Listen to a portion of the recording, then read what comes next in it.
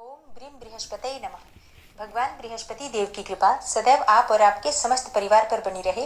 दोस्तों, आज की वीडियो में आप सुनेंगे बृहस्पतिवार व्रत की कथा। भगवान बृहस्पति देव और भगवान श्री हरि विष्णु का अपने मन में ध्यान करके बृहस्पतिवार व्रत की पावन कथा को श्रवण करते हैं। प्राचीन समय की बात है। भारत में एक राजा राज्य करता था। वह राजा बड़ा प्रतापी और दानी था। वह नित्य प्रति मंदिर में भगवत दर्शन करने जाता था और ब्राह्मण और गुरुओं की सेवा किया करता था। उसके द्वार से कोई भी याचक निराश होकर नहीं लौटता था। वह प्रत्येक गुरुवार को व्रत रखता एवं पूजन करता था। हर दिन गरीबों की सहायता करता था, परंतु ये सब बातें उसकी रानी को बिल्कुल भी अच्छी नहीं लगती थी। वह न तो व्रत करती थी और न ही किसी को एक भी पैसा दान में देती थी। वह राजा से भी ऐसा करने को मना किया करती थी। एक समय की बात है कि राजा शिकार खेलने वन को चले गए। उस समय घर पर सिर्फ रानी और दासी थी। उस समय भगवान बृहस्पति देव साधु का वेश धारण करके राजा के दरवाजे पर भिक्षा मांगने आए। साधु ने रानी से भिक्षा मांगी तो वो कहने लगी, हे साधु महाराज, मैं इस दान और पुण्य से तंग आ गई हूँ। इस कार्य के लिए तो मेरे पति देव ही बहुत हैं। अब आप ऐसी कृपा करें कि सारा धन नष्ट हो जाए तथा मैं आराम से रह सकूं। तब साधु रूपी बृहस्पति देव ने कहा, हे देवी, तुम तो बड़ी विचित्र हो। संतान और धन से कोई दुखी नहीं होता है, इसको तो सभी चाहते हैं। पापी मनुष्य भी पुत्र और धन की इच्छा करते हैं। अगर तुम्हारे पास धन अधिक है तो भूखे मनुष्यों को भोजन कराओ, प्याऊ लगवाओ, ब्राह्मणों को दान दो, धर्मशालाएं बनवाओ, कुआं, तालाब, बावड़ी, बाग बगीचे आदि का निर्माण कराओ तथा निर्धनों की कुंवारी कन्याओं का विवाह करवाओ। साथ ही यज्ञ आदि करो। इस प्रकार के कर्मों से आपके कुल का और आपका नाम परलोक में भी सार्थक होगा एवं तुम्हें भी स्वर्ग की प्राप्ति होगी। परंतु रानी साधु की इन बातों से खुश नहीं हुई। उसने कहा, हे साधु महाराज, मुझे ऐसे धन की आवश्यकता नहीं जिसको मैं अन्य लोगों को दान देती फिरूं तथा जिसको रखने और संभालने में ही मेरा सारा समय नष्ट हो जाए। साधु ने कहा, हे देवी, यदि तुम्हारी ऐसी ही इच्छा है तो जैसा मैं तुम्हें बताता हूँ तुम वैसा ही करना। बृहस्पतिवार के दिन घर आंगन को गोबर से लीपना, अपने केशों को पीली मिट्टी से धोना, केशों को धोते समय स्नान करना, राजा से कहना वह हजामत करवाए, भोजन में मांस मदिरा खाना और कपड़े धोबी के यहाँ धुलने देना। इस प्रकार से 7 बृहस्पतिवार करने से तुम्हारा सारा धन नष्ट हो जाएगा। यह कहकर साधु महाराज रूपी बृहस्पति देव अंतर्ध्यान हो गए।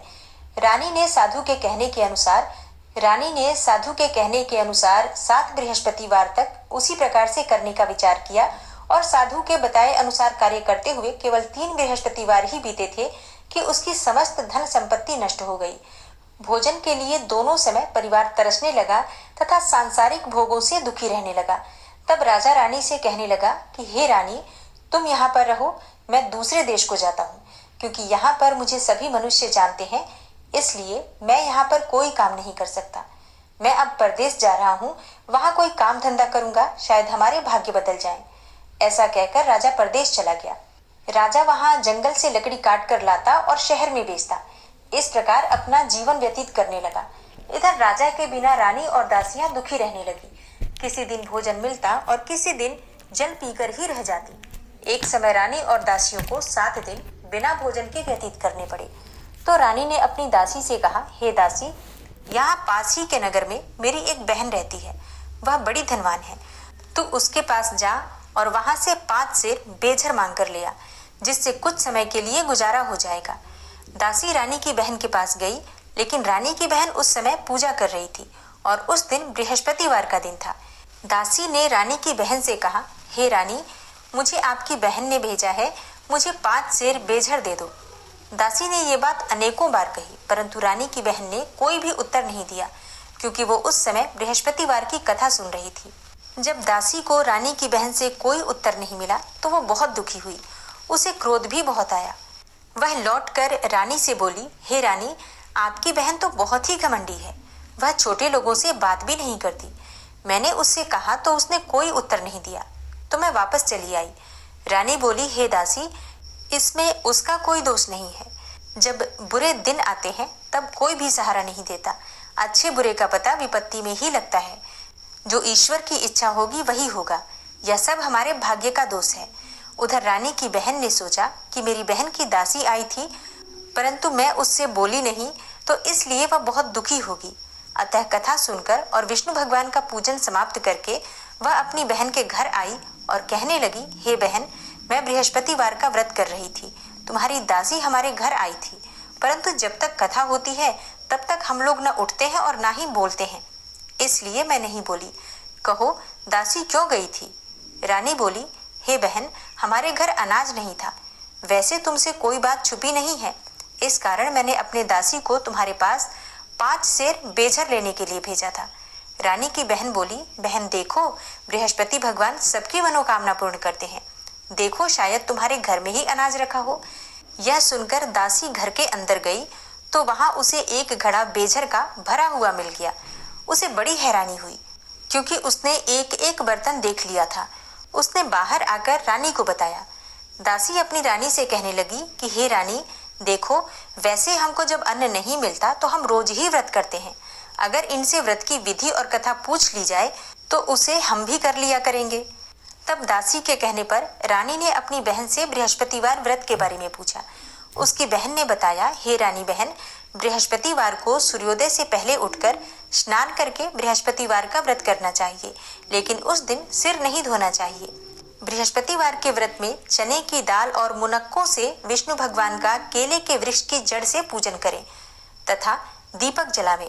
उस दिन एक ही समय भोजन करें। भोजन पीले खाद्य पदार्थ का करें तथा कथा सुने। इस प्रकार करने से गुरु भगवान प्रसन्न होते हैं, अन्न, पुत्र और धन देते हैं। इस तरह व्रत और पूजन की विधि बताकर रानी की बहन अपने घर लौट गई।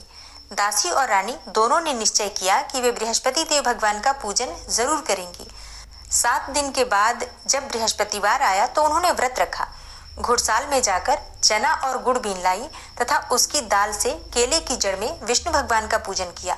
अब भोजन कहाँ से आए, इस बात को लेकर दोनों बहुत दुखी थी, परंतु उन्होंने व्रत किया था, इस कारण बृहस्पति देव भगवान प्रसन्न थे।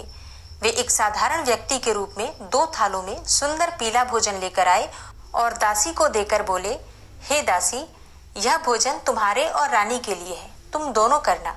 दासी भोजन पाकर बड़ी प्रसन्न हुई और रानी से बोली, रानी जी, भोजन कर लो। रानी को भोजन आने के बारे में कुछ भी पता नहीं था, इसलिए वह दासी से बोली, जा तू ही भोजन कर, क्योंकि तू हमारी व्यर्थ में हंसी उड़ाती है। दासी बोली, एक व्यक्ति अभी अभी भोजन देकर गया है। रानी कहने लगी, वह भोजन तेरे लिए ही दे गया है, तू ही भोजन कर। दासी ने कहा, वह व्यक्ति हम दोनों के लिए 2 थालों में भोजन दे गया है, इसलिए मैं और आप दोनों ही साथ साथ भोजन करेंगी। फिर दोनों ने गुरु भगवान को नमस्कार करके भोजन प्रारंभ किया। उसके बाद से वे प्रत्येक बृहस्पतिवार को गुरु भगवान का व्रत और पूजन करने लगी। बृहस्पति भगवान की कृपा से उनके पास धन हो गया, परंतु रानी फिर पहले की तरह से आलस्य करने लगी। तब दासी बोली, देखो रानी, तुम पहले भी इसी प्रकार आलस्य करती थी। तुम्हें धन के रखने में कष्ट होता था, इस कारण सभी धन नष्ट हो गया। अब गुरु भगवान की कृपा से धन मिला है तो फिर तुम्हें आलस्य होता है। बड़ी मुसीबतों के बाद हमने यह धन पाया है, इसलिए हमें दान पुण्य करना चाहिए। दासी ने रानी से कहा कि हे रानी, तुम भूखे मनुष्यों को भोजन करवाओ, प्याऊ लगवाओ, ब्राह्मणों को दान दो, कुआं, तालाब, बावड़ी आदि का निर्माण करवाओ, मंदिर पाठशालाएं बनवाकर दान दो, कुंवारी कन्याओं का विवाह करवाओ, धन को शुभ कार्यों में खर्च करो, जिससे तुम्हारे कुल का यश बढ़े और स्वर्ग प्राप्त हो और पितृ प्रसन्न हो।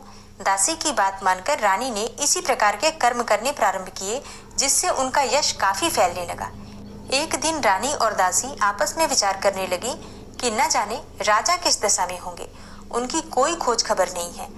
गुरु भगवान से उन्होंने प्रार्थना की और भगवान ने रात्रि में राजा को स्वप्न में अपने देश को लौट जा। राजा प्रातःकाल उठकर जंगल से लकड़ियां काटकर लाने के लिए जंगल की ओर चल पड़ा। जंगल से गुजरते हुए वह सोचने लगा कि रानी की गलती की वजह से कितने दुख भोगने पड़े। राजपाट छोड़कर उसे जंगल में आकर रहना पड़ा। जंगल से लकड़ियां काटकर उन्हें बेचकर गुजारा करना पड़ा। उसी समय उस जंगल में बृहस्पति देव एक साधु का रूप धारण करके आए और राजा के पास आकर बोले, हे लकड़हारे, तुम इस सुनसान जंगल में किस चिंता में बैठे हो, मुझे बतलाओ। यह सुनकर राजा के नेत्रों में जल भर आया और वह साधु की वंदना करके बोला, हे प्रभु, आप तो सब कुछ जानने वाले हैं। इतना कहकर राजा ने साधु को अपनी संपूर्ण कहानी सुना दी। महात्मा तो स्वभाव से ही दयालु होते हैं। वे राजा से बोले, हे राजा, तुम्हारी पत्नी ने बृहस्पति देव के प्रति जो अपराध किया था, जिसके कारण तुम्हारी यह दशा हुई, अब तुम किसी प्रकार की चिंता मत करो। भगवान तुम्हें पहले से बहुत अधिक धन देंगे।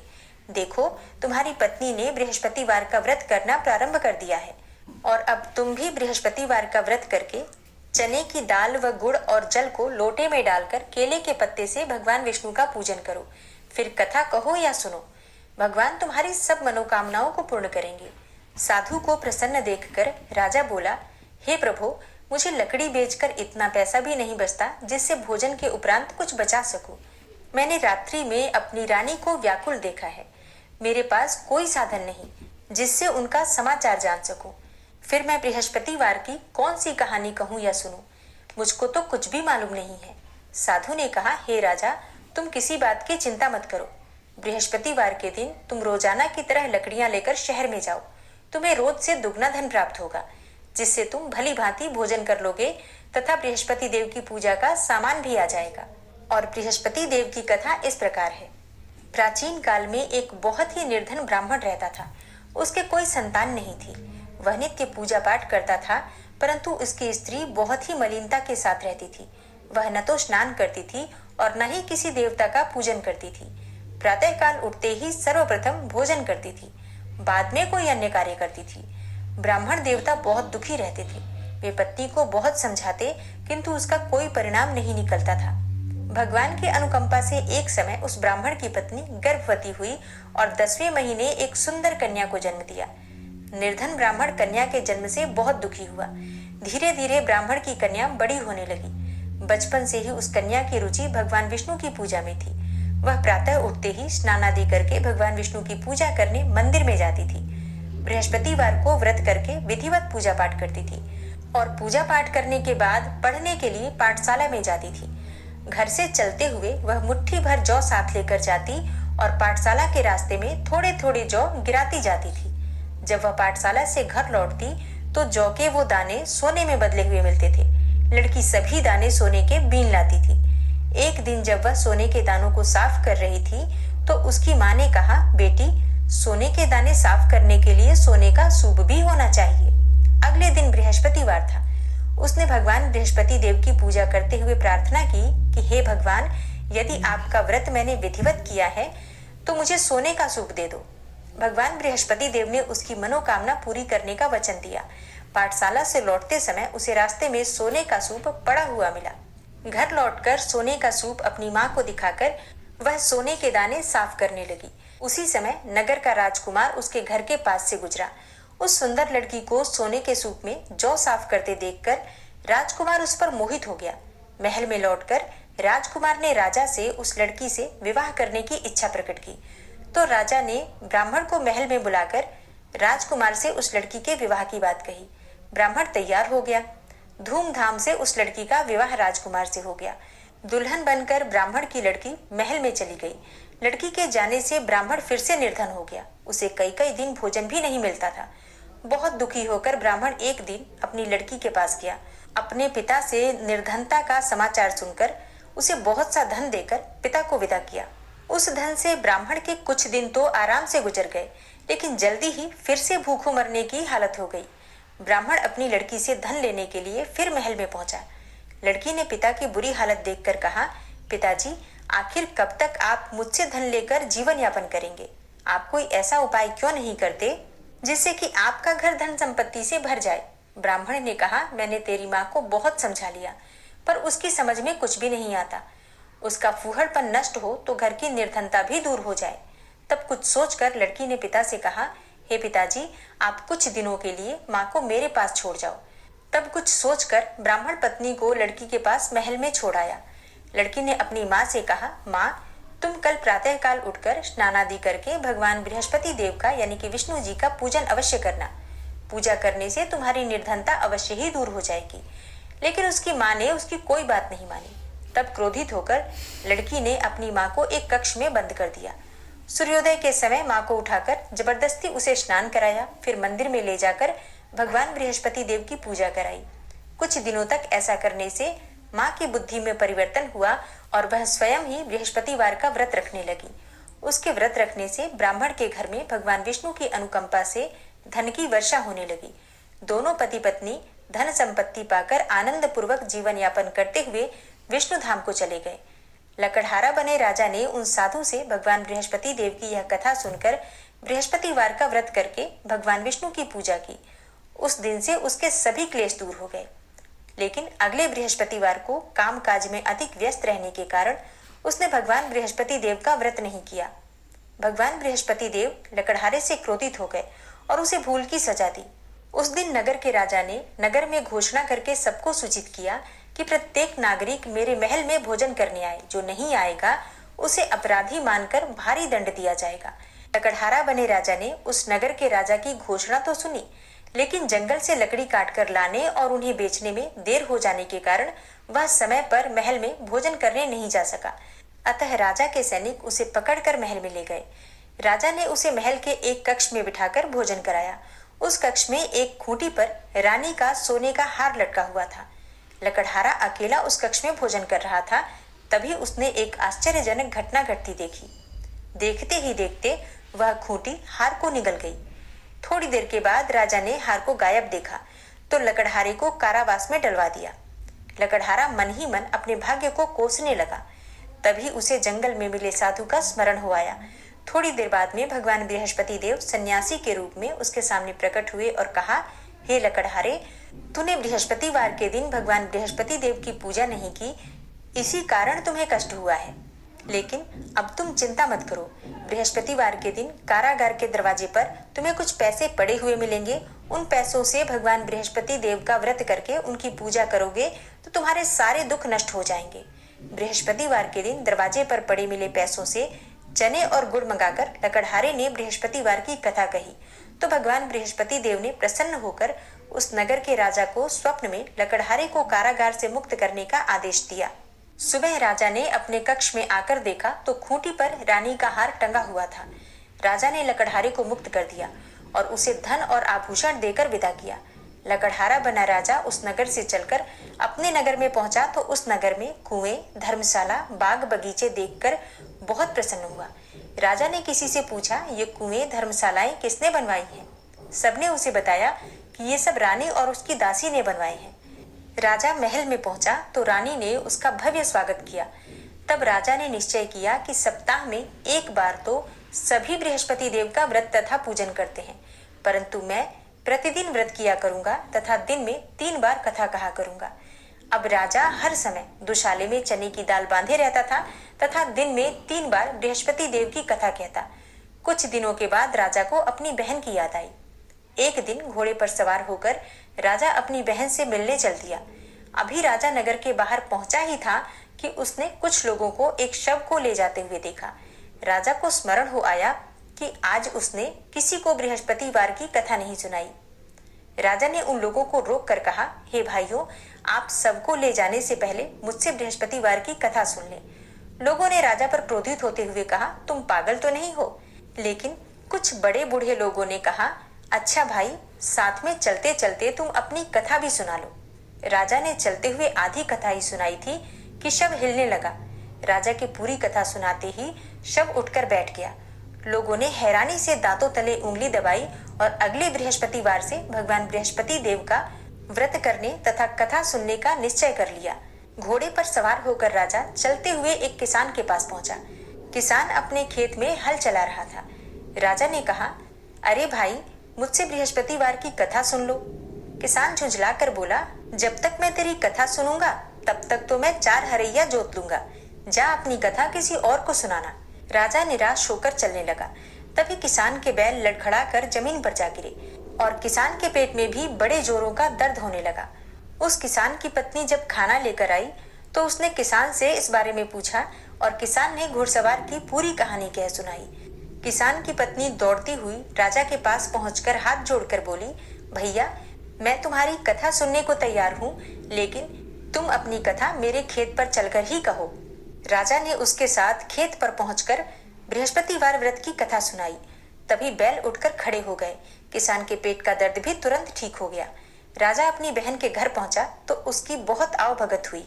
अगले दिन सुबह उठकर राजा ने देखा कि घर के सभी लोग भोजन कर रहे हैं। किसी भूखे को बृहस्पतिवार की कथा सुनाए बिना राजा भोजन नहीं करता था। उसने अपनी बहन से कहा, हे बहन, क्या घर में कोई ऐसा व्यक्ति है जिसने भोजन नहीं किया हो? उसकी बहन बोली, भैया, हमारे घर में तो क्या, आपको पूरे नगर में कोई ऐसा व्यक्ति नहीं मिलेगा जिसने सुबह सुबह भोजन नहीं किया हो। तब राजा ने अपनी बहन के घर से निकलकर उस नगर में बिना भोजन किए व्यक्ति की तलाश की। एक गडरिये के घर में उसका बेटा बीमार होने के कारण भूखा रह गया था। राजा ने उसको जाकर बृहस्पतिवार व्रत की कथा सुनाई। कथा सुनते सुनते ही गडरिये का बीमार बेटा बिल्कुल ठीक हो गया। सबने राजा की बहुत प्रशंसा की। एक दिन राजा ने अपनी बहन से कहा, बहन, अब हम अपने घर जाना चाहते हैं, तुम भी हमारे साथ चलो, कुछ दिन वहां रहकर लौट आना। राजा की बहन ने अपनी सास से पूछा तो सास ने ताने देते हुए कहा, बहू, मायके जाना हो तो अकेली ही जाना, मेरे पोतों को मत ले जाना।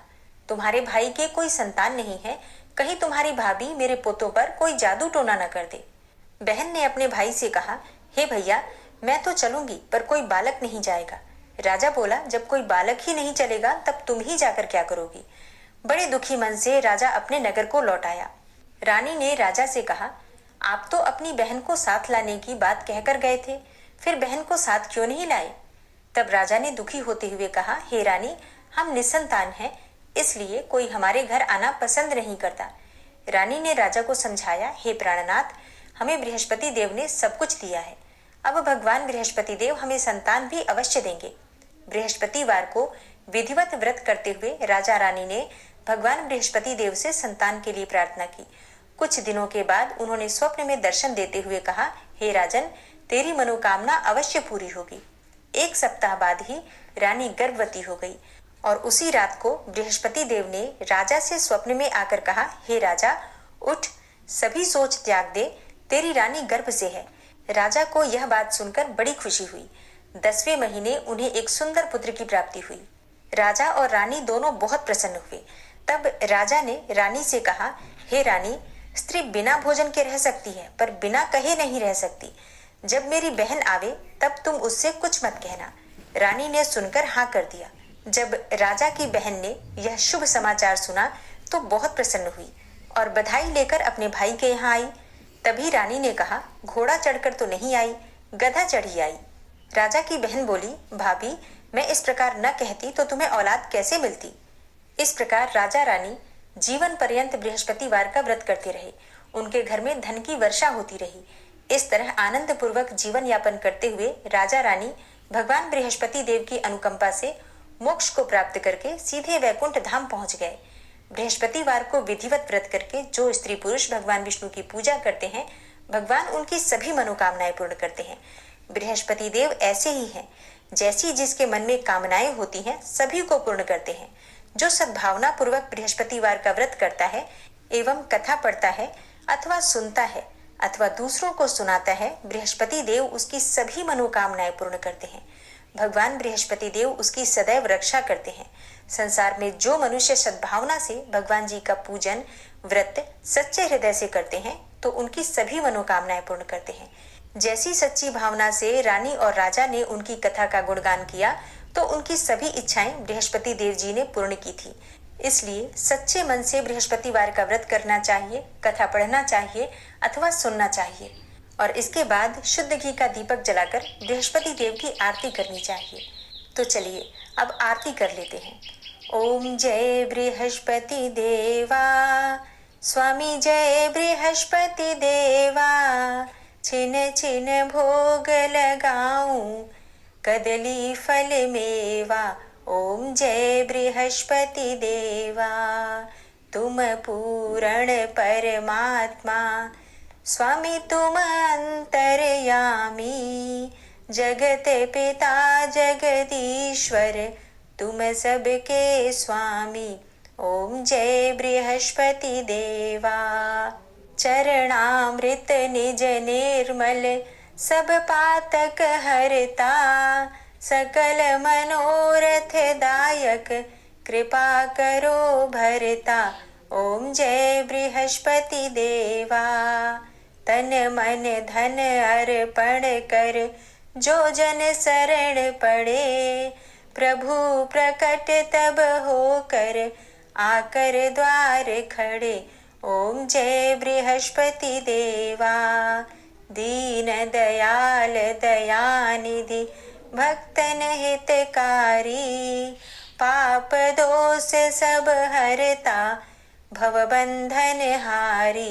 ओम जय बृहस्पति देवा सकल मनोरथ दायक सब संशय हारी विषय विकार मिटाओ संतन सुखकारी।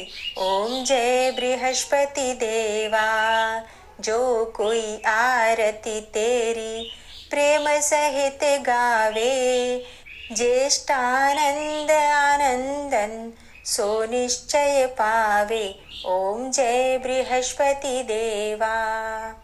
और अब सच्चे मन से श्रद्धा भाव से प्रेम से जयकारा लगाइए।